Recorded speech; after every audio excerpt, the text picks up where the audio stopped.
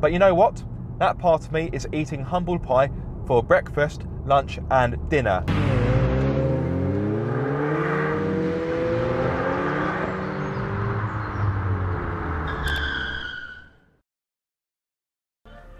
It's been a bit quiet on Car Obsession, hasn't it?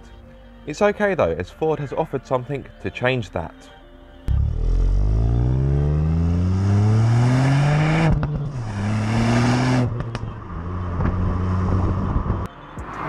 Say hello to the new Ford Puma ST, the big brother to the very talented Fiesta ST. The Puma is bigger, heavier and taller, so has the fun been ruined?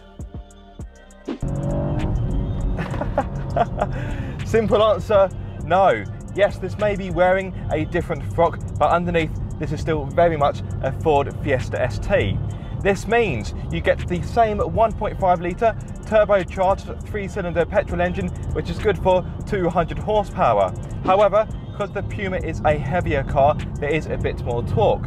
So whilst the Fiesta ST pumps out 290 Newton meters, the Puma pushes out 320 Newton meters. If you prefer that in pound-feet, I will of course drop a subtitle below.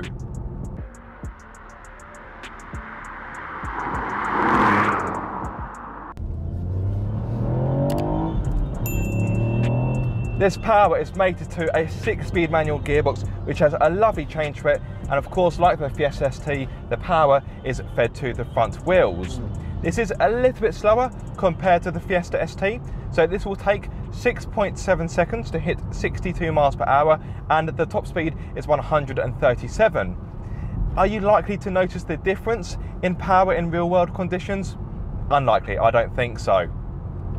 And yes, before you comment, the Hyundai Kona N is more powerful. That offers 280 horsepower, but that is more expensive. Well, it is likely to be more expensive, and you can't have it with a manual gearbox, which I think is a crying shame.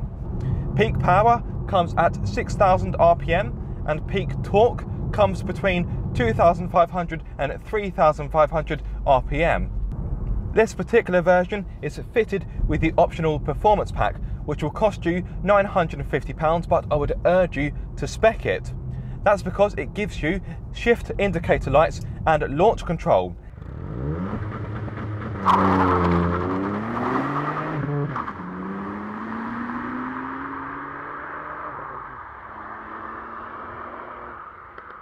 Now that may seem a little bit gimmicky, but what isn't gimmicky is the Quaife limited slip differential, and that for me is worth the £950 alone. This of course gives you better traction in the corners, meaning you can carry more speed through them. You also have torque vectoring as standard, which is able to brake the inside wheel as you're cornering to prevent or minimise understeer. Speaking of cornering, this is something that the Puma ST does very well. It doesn't quite have the same poise or balance as its little brother, the Fiesta ST, but it still puts on a good show. To be honest, the driving sensation is very similar to the Fiesta ST. This just feels, well, bigger and heavier. It feels like a Fiesta ST that has had too much fast food in lockdown. So basically it's the automotive equivalent of me. I really ought to shift a bit of weight. However, the Ford Performance team has compensated for the extra weight, the car's extra weight, not mine, by making the rear torsion beam 40% stiffer compared to the Fiesta ST. The Puma ST, like its little brother, is a playful little thing. You can really grab it by the scruff of the neck and show it what's what.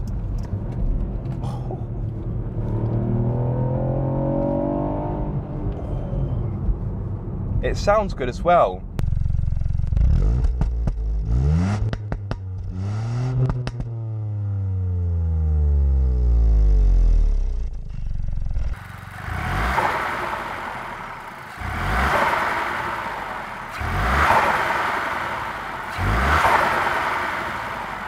Although I would argue that the exhaust on the Puma ST isn't quite as boisterous as that on the Fiesta. Now there is a good reason for that.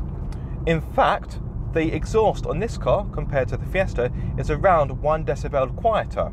The reason for that is because the Puma is meant to be a bit more grown up, a bit more refined, and I'm sure some buyers of this car won't want to go around in a car that's just making a bit too much noise. Me, on the other hand, I like the noise. This, like other fast Fords, does have a sound imposer, sorry. This thing is a bundle of joy. It is pure energy. There's no rev matching available in this car, but if you're a keen driver, that probably won't bother you anyway. Plus, the pedal placement, I think, in my opinion, is pretty good for heel and toe gear changes. The pedals themselves have got a very nice weight to them. I think Ford has struck the balance perfectly. They're not too heavy, but not too light. So if you find yourself in stop-start traffic, you shouldn't find this car too tiring on the old ankles or on your knees. The clutch is firm, but just right, if you ask me. Compared to a standard Puma, the ST has steering that is 25% faster, and the brakes are 17% larger. At each corner, you'll find high quality rubber because the Ford Performance team isn't mucking about. They have gone for Michelin Pilot Sport 4S tyres. Ford Performance, I salute you for a wonderful choice of rubber. They are shod around standard fit 19-inch alloys, which I think looks superb, and their whole package looks pretty darn good. Okay, so the front end still looks like Freddo on acid, but take that out of the equation and I think this is a good looking motor. I like the gloss black detailing, the Ford Performance bits, and of course this optional mean green paintwork, which is fab and is exclusive to the ST. So if you see a Puma in this very bold colour, you'll know it is a spicy one. However, if you prefer something a bit more discreet, there are other colours available. Mind you, let's face it, Ford is no stranger to bold or brash colour choices. Being fast is only one part of the essential jigsaw puzzle for a performance car. It needs to handle well, and you know what? It flipping well does. The Puma ST may be a bit heavier, bigger and taller, but it can still throw some shapes in the corners. Also, when the mood strikes it, the Puma isn't afraid to cock a wheel.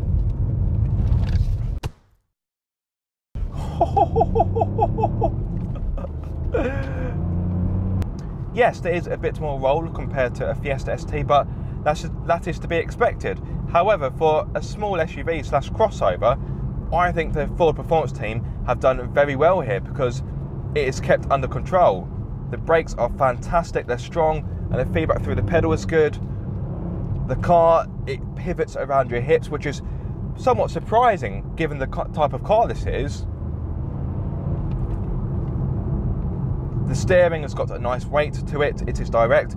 Okay, in sport mode or track mode, you may find the weighting feels a little bit too artificial for your liking, but I like it. It feels chunky, and that is very satisfying. There's 4 driving modes on offer. You've got Eco, Normal, Sport, or Track.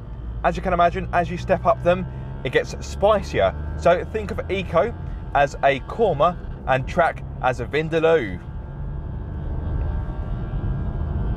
Given that Track mode is only really for the track, I think I'll just stick to Sport mode, which is by no means a bad thing, so it still gives you plenty of opportunity to use the Puma ST's muscle, of which it has plenty. In fact, I liken this car to a mix between Kermit and the Hulk.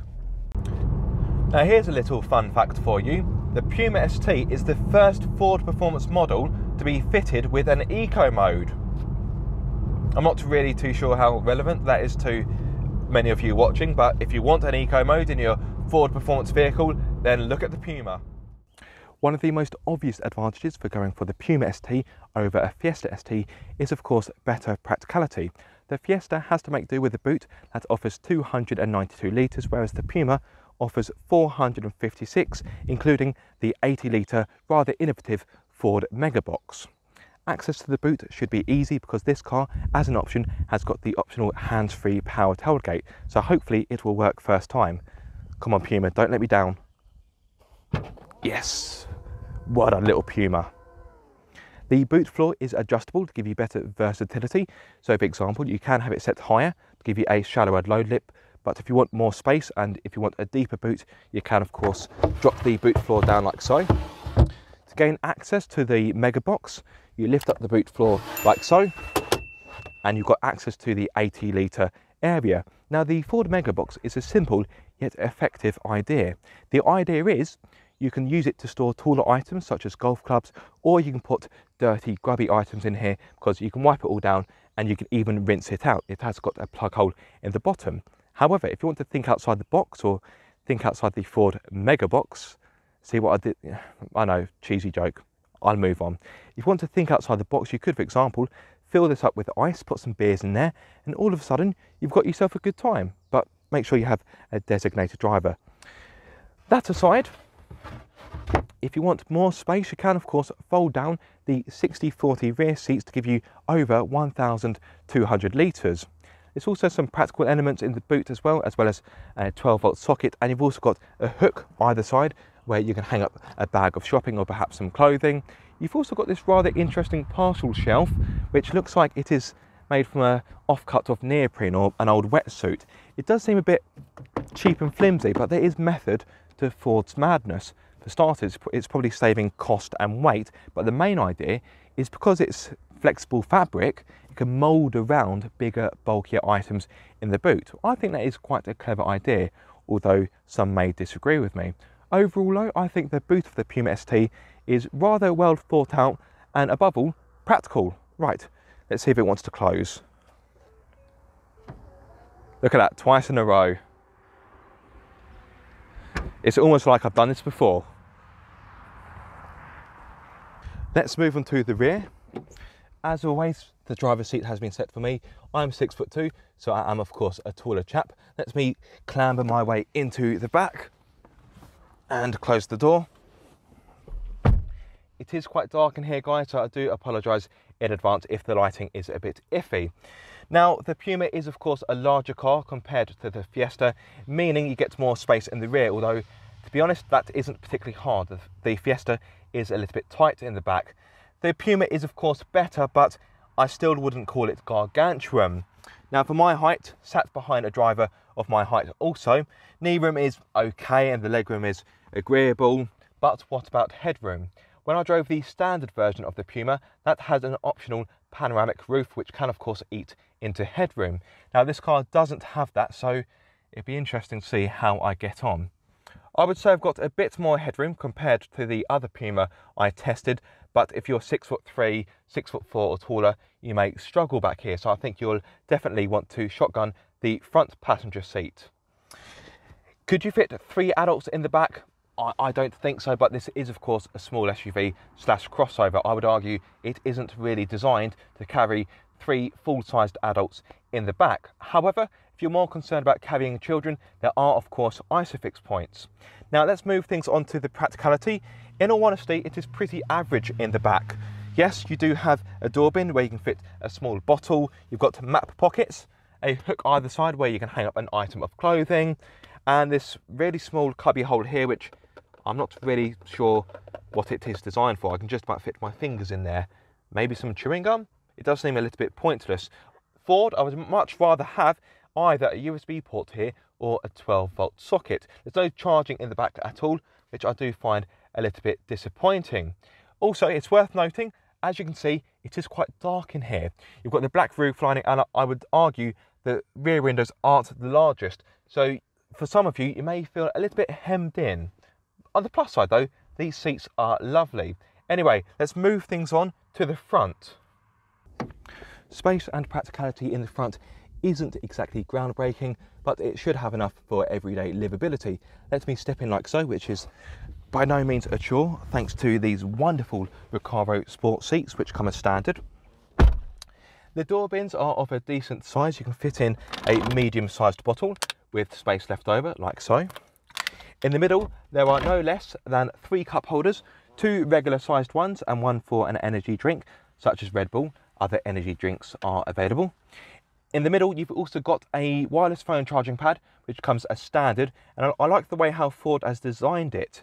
It's got a slant to it, and there's rubber bits inside to help keep your phone in place. So when you're hooning about or driving in a more spirited manner, let's say, your phone shouldn't flop about and fall about in the footwell, which is good.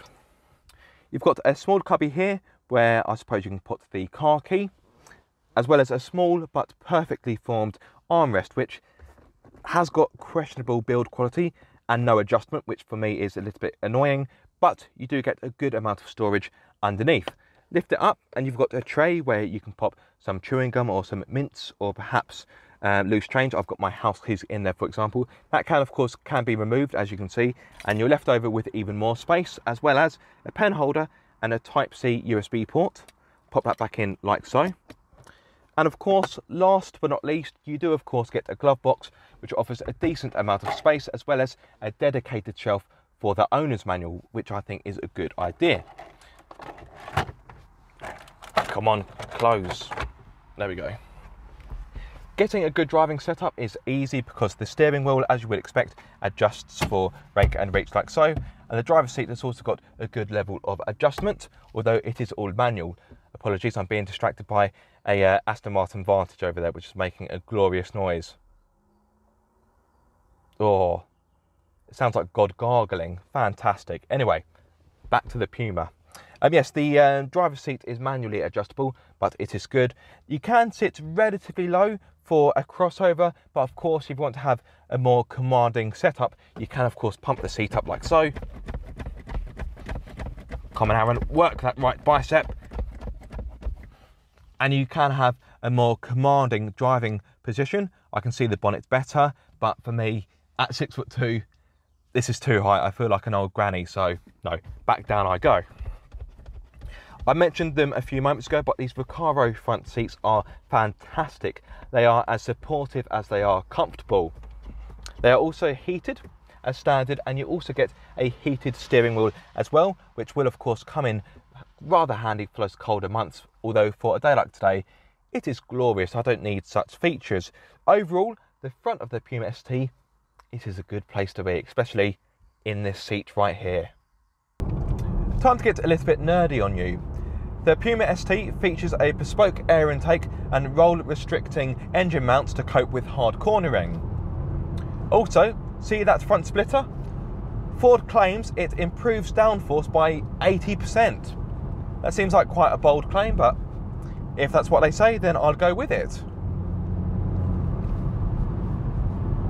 Like the Fiesta ST, the Puma is able to shut down to just 2 cylinders when cruising for better fuel economy, although, let's face it, that scenario is unlikely to happen very often in this car, isn't it? However, if you are concerned about fuel economy, let me cover such things. So on a combined run, Ford states you can achieve around 41 mpg, and in my experience, well, it isn't going to be particularly good because I've driven this car like a maniac this week. Yeah, I've been getting 26.5.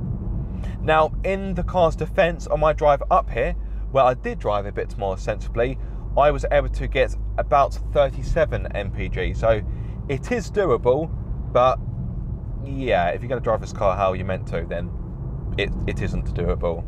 In regard to CO2 emissions, this emits 155 grams per kilometre, meaning for the first year of VED, you will be required to pay £155. What about the aspects of the car that are a bit more mundane but important, such as comfort and refinement? Well, comfort I think is pretty good. Yes, the ride is firm, but it's a performance vehicle, so what do you expect? And the low-speed ride in particular is quite jiggly. However, I'd say the damping does a decent job of protecting you from the majority of bumps or divots. And of course, you've got these wonderful Recaro sport seats, which are fantastic. Refinement-wise, again, this is an area where I think the Puma ST is respectable. Yes, this is fitted with 19-inch alloys, so you do get a fair amount of road noise coming into the cabin, but I wouldn't say you'll feel the need to shout to your passengers or to really crank up the B&O Play sound system. Wind noise again isn't too bad in my opinion, and I think you could drive this on a long trip with no real issues, and I think that is really one thing you'd want to do if you're going to be using it as a family car. You'll want to go down to the seaside in the summer, particularly on a day like this, and I think that this will cater for your needs. Unlike the Fiesta ST, the Puma version comes in just one trim level and starts from £28,510. Standard features include ST styling, 19-inch alloys, tinted rear windows, sport seats, LED headlights, ST suspension, keyless entry, heated front seats, heated steering wheel, front and rear parking sensors, climate control, wireless phone charging pad, 10-speaker B&O Play sound system, and a Ford Sync 3 8-inch touchscreen that has DAB radio, Bluetooth, smartphone connectivity, and navigation. The car seen in this video does have a few optional extras though, and is almost £31,000. The options include the mean green paintwork, performance pack, hands-free powered tailgate, and the driver assistance pack. The driver assistance pack offers features such as adaptive cruise control with evasive steering, blind spot monitoring, rear cross traffic alert, active park assist, and a reversing camera. What about safety? Well, Ford has you covered, thanks to standard features including 6 airbags, lane keep assist, lane departure warning, autonomous emergency braking, electronic stability control, speed limiter, and hill start assist. Thanks to this, Euro NCAP awarded the Puma 5 stars, and that does of course extend to the ST version. I'll be honest, there was a cynical part of me that didn't want to like this car. There was a part of me that thought that this was a gimmick, a kind of marketing exercise, as it were, and this was just an excuse to slap an ST badge onto another Ford model. But you know what? That part of me is eating humble pie for breakfast, lunch, and dinner, because this car is a triumph. It really is. I know it is a fair bit more money compared to a Fiesta, but if you are someone that has a small family like me, this, in my opinion, is the more attractive proposition, particularly if you want to use it every day. If I had the money, I would have gone out and bought a Fiesta ST, but now I have a family, well, a small family, then I would now be looking at a Puma ST, because you get, I'd say, 90% of the benefits of the Fiesta ST in regards to performance, but you have the added practicality as well. And yes, okay, there are some people that are still hung up on the Puma name. Oh, it shouldn't be called a Puma, blah, blah, oh, it's a travesty, oh, it's a disgrace, it's sacrilege. Just move on, guys. It's here, deal with it. I know it seems quite dismissive, but don't get too hung up on a name. That is my advice. I was worried that Ford would get this car so wrong, but they haven't. The Ford performance team, they've sorry to use a cliche term, but they've smashed it. They really have. Overall, I'd say there are two ways you can look at the Ford Puma ST. On the one hand, you've got a car that is more expensive than a Fiesta ST, but a little less accomplished. On the other hand, you've got a car that takes all of the best bits from a Fiesta ST, but offers a more family-friendly, practical body shape. Yes, you may think this car is a bit of a gimmick, but this car, in my opinion, is the real McCoy, and a proper alternative to someone who wants a Fiesta ST but has a small family, for example. The Fiesta is quite a small car, don't forget. Speaking of which, the Fiesta will be the better B-road blaster, but at least with the Puma, there's room for the family as well. Thank you so much for watching this video. I do hope you have enjoyed it. If so, be sure to like, comment and subscribe. If you are subscribed, don't forget to click the bell icon so you get notified every time I make a video. But until the next time, guys, be sure to keep up the car obsession.